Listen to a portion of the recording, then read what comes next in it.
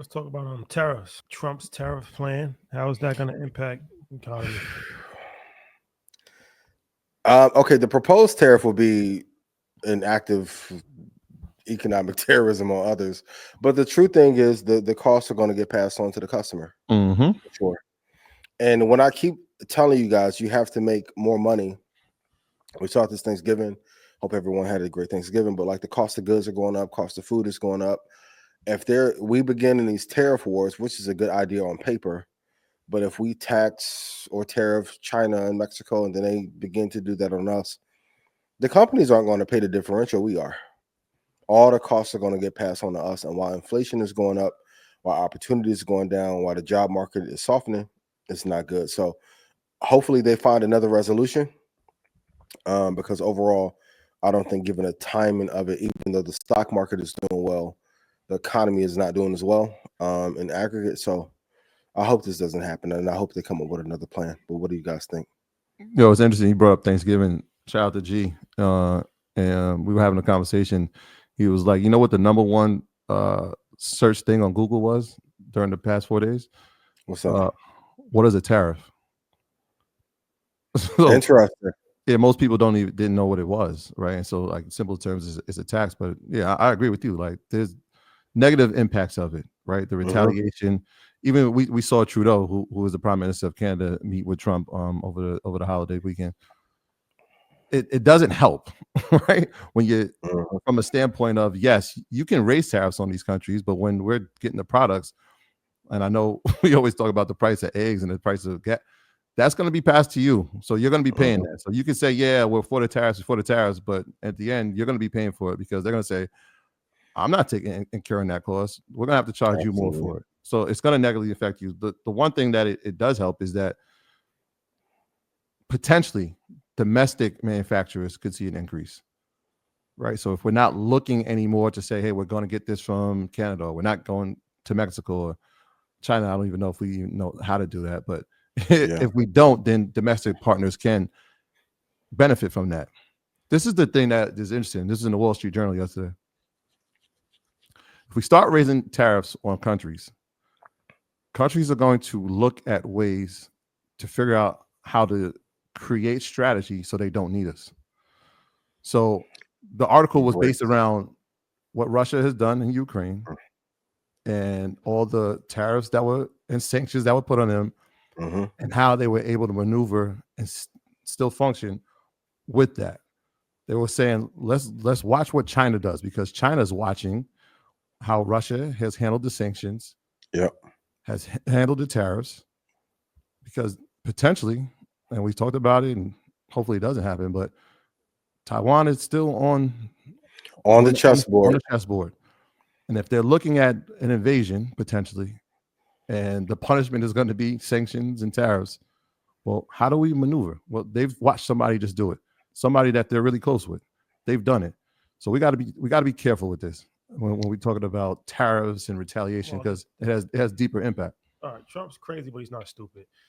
He's a very intelligent person when it comes to business. So in business, you have to have a negotiating tool, or you don't have anything to talk about. So I think he's using his tariff thing as a negotiation tool.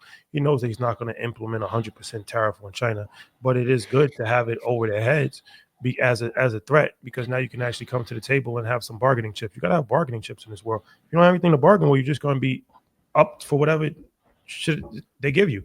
So I think that it's much to do about nothing, because I feel like he's openly saying this on purpose to strike fear, to cloudy the waters, to have stronger negotiation conversations when he sits down with these different countries, especially countries like Mexico.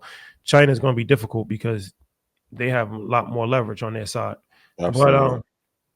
But I think that the average person, I wouldn't be overly concerned with this tariffs conversation, and the people that he has around him is intelligent when it comes to business. So they understand like the economic impact of trying to just, 100% tariffs on every single country that you don't agree is doing doing business with you. But you do have to have some level of negotiations if a country is taking advantage of you. China has a terrible record of everything. China got a terrible record of everything: human rights violations, spying, taking advantage, making fake goods. I mean, you name it, and China has done it. Isn't that America calling the kettle black? But I'm just saying, I'm speaking. I'm not disagreeing. I'm just saying, I'm speaking from an American standpoint, right? Yeah. So if you're dealing with somebody like that, who you know is a dirty player, right? They are dirty players. So you can't play clean. That's one thing that I agree with Trump. You can't play clean. You can't play clean in a dirty pool. It's a dirty pool. Like you gotta get down to the bullshit. And he just openly says that. And most would hide it. Yep. Most would hide it, or most would try to go about it. Diplomacy. He's like, nah, we ain't doing the diplomacy. We're gonna shake you guys down because you've been shaking us down. So it's a game of chicken. It's a game of chicken. And the Taiwan thing, I think even on their side, they're doing the same thing. I feel like but he's done it though. That's what I'm saying. He has done it. Done what? Raised tariffs. No, but not to the extent of what he's saying. He's talking about historic tariffs. 100%. Yeah, not 100%. That's ridiculous. But that's what he's saying. That's what he's threatening. 100%. I understand what you're saying. I'm saying the Canada one, it was 25. Like there's still going to be a penalty that's going to be put upon the consumer. Even like a lot of shit don't even make like, all right, people saying like if the tariffs, they don't affect everything. So it's like they're like, okay, well, how is this going to affect chips? Well, I mean, none of these countries that he is proposing raising tariffs on has major chip input, right? So it's like when he's playing a lot of games with semantics. So he's talking about repealing the CHIPS Act, and then he says he's not going to repeal the CHIPS Act. Then he's saying that, okay, well, Taiwan's going to have to start paying us for their security because we're not just going to secure you guys for free, right? And then we need to take control of the technology, and then so we're going to implement tariffs, but you're not implementing tariffs on countries that actually give the chips. So it's all a game with China. And China is in a position to overtake the American economy in at least 10 years. So you got to try to slow them down, because if there's